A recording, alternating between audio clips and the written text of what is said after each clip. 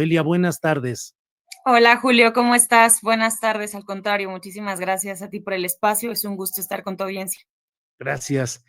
Tú has estado muy atenta, eres una periodista muy atenta y muy puntual en el análisis y el reporte de los hechos que van sucediendo en estos temas. ¿Cómo vas viendo la evolución de los temas de Guardia Nacional, de desaparecidos y de seguridad pública en estas reformas que están aprobándose ya en estas horas, Elia? Sí, Julio, mira, sin duda, arrancando desde este marco de lo que se está pasando y de lo que está sucediendo en el Congreso de la Unión, sin duda, pues podría decir que son momentos clave, ¿no? De mucha relevancia y un parteaguas para la protección de derechos humanos en nuestro país. Lamentablemente, considero y también haciendo eco, pues a algunas organizaciones y familias de personas desaparecidas, en el caso de la ley de desaparición, pero también en materia de seguridad, pues hay un retroceso que vale la pena pues siempre seguir marcando y poner sobre la mesa, ¿no? Si te parece, Julio, bueno, en el caso, arranquemos con el caso de Guardia Nacional, ¿no? En las modificaciones que recién se aprobaron en la Cámara de Diputados y Diputadas y bueno, que ahora va a continuar con este curso legislativo. Recordemos que con esto es un proceso que se inicia desde 2019, ¿no? Desde el 2019 con la creación de la Guardia Nacional y que en un inicio se nos había dicho a todas y a todos que vendría de un corte civil. Y creo que vale la pena echar memoria en ese sentido, porque al día de hoy, bueno, creo que se consuma y se queda enterrada esta idea de que no será así. Lo estamos viendo, no va a ser una corporación civil, sino pasa a ser una corporación más militar y ante esto, pues se encienden las alertas, porque Julio, en dos sentidos. Bueno, el primero de ellos, que es muy importante destacarlo, en el que en lugar de hacer una revisión exhaustiva para delimitar el uso de la fuerza y para atender o pues, especificar cuáles tienen que ser las limitaciones en su actuación, sobre todo cuando pues están en tareas de seguridad pública, en tareas con civiles, pues eso creo que se nos quedó a deber y todo lo contrario, ¿no? Se amplían estas facultades en distintos sentidos y es ahí donde alertan las organizaciones y las familias de víctimas. Y otro punto clave también, digo, podríamos abundar mucho en ello si quieres más adelante, pero otro punto que también considero importante es en la capacitación. Entender que las Fuerzas Armadas están capacitadas para el combate y para literal la guerra, ¿no? Cuando esta capacitación de las Fuerzas Armadas está hecha desde este sentido y no desde una capacitación para atender pues a la población civil en flujos de gente, ¿qué tenemos como resultado? Pues abuso de la fuerza, Julio, abuso del poder y que no lo decimos nosotras o quienes hemos como señalado esto, o las organizaciones, ha habido estudios o propias instancias lo han señalado, ¿no? Por darte un dato, por ejemplo, es información que también publicó en su momento el portal Animal Político, señala que ha habido 1,772 quejas contra la Guardia Nacional ante la Comisión Nacional de Derechos Humanos precisamente por violaciones graves a los derechos humanos, esto desde su creación hasta mediados de 2024. Entonces, son puntos, por ejemplo, que nos ponen en alerta sobre qué es lo que tienen que por dónde ir estas modificaciones legales y no todo lo contrario, ¿no? Sin embargo, creo que en ese sentido aquí se nos queda a deber, ¿no? Me voy rápidamente a la otra Sí, sí. legislación que es en materia de desaparición. También para poner en contexto, ¿no? Porque tenemos o a veces somos, Julio, auditorio de memoria corta y no nos culpo tampoco porque ha pasado tanto y es tan abrumador todo lo que ha sucedido en materia de derechos humanos y tanta información y flujo de eventos que se nos olvida. Pero recientemente este año el rancho Izaguirre fue también otro parteaguas, un momento sin duda muy doloroso a nivel nacional, sobre todo para las familias de personas desaparecidas. Y es en este contexto que se empieza a mover las modificaciones a la ley en materia de desaparición de personas en nuestro país, con esta iniciativa que da la presidenta Claudia Sheinbaum y que a mi parecer ahí es otro punto grave, ¿no? Que se desoye, que no se atiende otra vez el acompañarse con las iniciativas o las propuestas de las familias de personas desaparecidas. Eso también lo dividiría en dos puntos. ¿Cuál es este primero? Que esta ley o esta materia crea nuevos elementos, ahorita voy a ir en ellos, pero y una queja de las familias era que no se estaba pues haciendo operar lo que ya existía.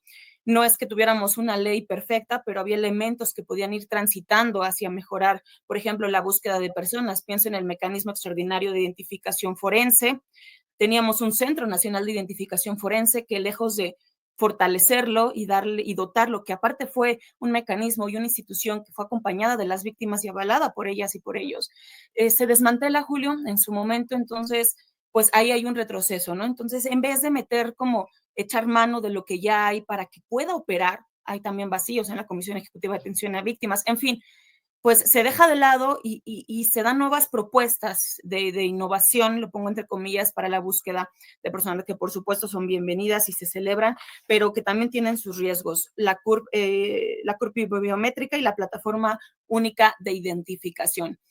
Si bien puede sonar muy novedoso, pues hay que tener, no lo digo yo, también lo dicen organizaciones especialistas en esto, Julio, pues hay que tener cuidado en ello, ¿no? Porque Claro. puede resultar en la vulneración de datos personales, por ejemplo, y no sabemos qué tan efectivo puede ser para la búsqueda de personas, le dicen de larga data, ¿no? Es la búsqueda de personas desaparecidas en los años 60, 70, no nos vayamos tan lejos, en el caso de Ayotzinapa u otros casos más recientes de violaciones o de desapariciones forzadas, ahí no saben o no sabemos qué tan efectivo puede ser.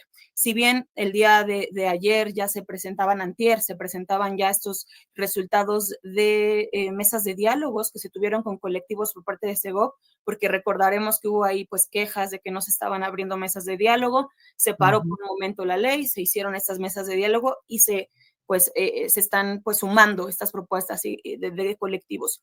Hay que decir que no son su totalidad, son algunos colectivos, otros siguen sin estar de acuerdo, pero bueno, finalmente con esto se enriquece de acuerdo con las autoridades y se está presentando así, pero pues sigue habiendo vacíos importantes en este sentido, Julio. Perdón, me extendí mucho, pero es grosso modo por donde el... No, adelante de ambas. con la Gracias. extensión que necesites, Celia. Sí, por favor, adelante. Queda pendiente, hemos Ay, hablado, perdón, no te escucho. ¿no me escuchas? ¿No me escuchas? ¿No me escuchas? No te Ah, escucho. ¿qué te digo? Espérame. ¿Ahí qué tanto me escucharás? Ya te escucho. ¿Ya me escuchas? Sí. Vaya, quién sabe qué relajo aquí con el micrófono, pero bueno, hablamos pues del tema de la Guardia Nacional, de desaparecidos, y nos queda un tercer punto por platicar, Elia, de lo que está sucediendo en estas horas. Así es, Julio. No te escuché el previo, discúlpame, estaba aquí con todos los... Pero sí, hablamos de Guardia Nacional, de desaparición de personas. ¿Qué me dices el otro punto? Respecto a las adecuaciones en materia de seguridad pública relacionadas específicamente con la Secretaría del Ramo y con algunas otras modificaciones que se están planteando. Sí, bueno, Julio, ahí, o sea, lo que yo te destacaría en ese sentido es que es importante, ¿no? Que se tome otra vez en cuenta pues la experiencia y la importancia de que estas políticas siempre vayan acompañadas de las organizaciones o las personas que han sido víctimas en ese sentido, particularmente en cuestión de la Guardia Nacional, ¿no? Lo que se ha señalado es en cuanto a seguridad civil, ¿no? Que tienen que ser fundamental la capacitación desde los cuerpos de seguridad directos, ¿no? Como policías, como quienes están en el círculo primero, y ya después en una estrategia más avanzada.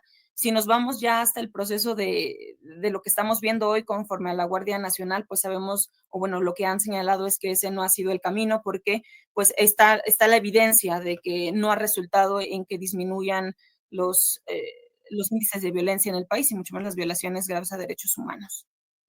Pues Elia, muchas gracias por esta oportunidad de dar un repaso a la información exacta y concreta de lo que está sucediendo en el Congreso y en la aprobación de estas reformas y el contexto y las preocupaciones que generan en varios casos. Así es que, a reserva de lo que desees agregar, Elia, yo aprecio y te agradezco que estés con nosotros.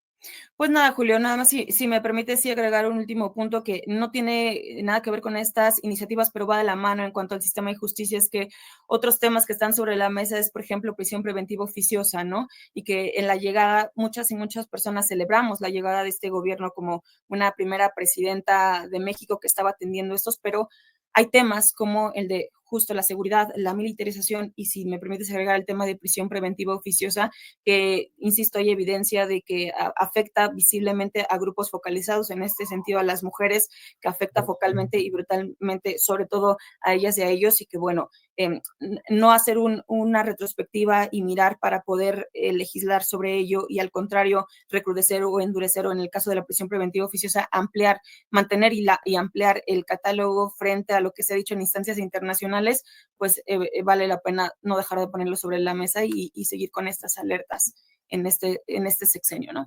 Sería eso, Julio. Muchísimas gracias, como siempre. Al contrario, Elia, gracias y seguimos en contacto. Hasta pronto. Hasta pronto. Gracias. Gracias.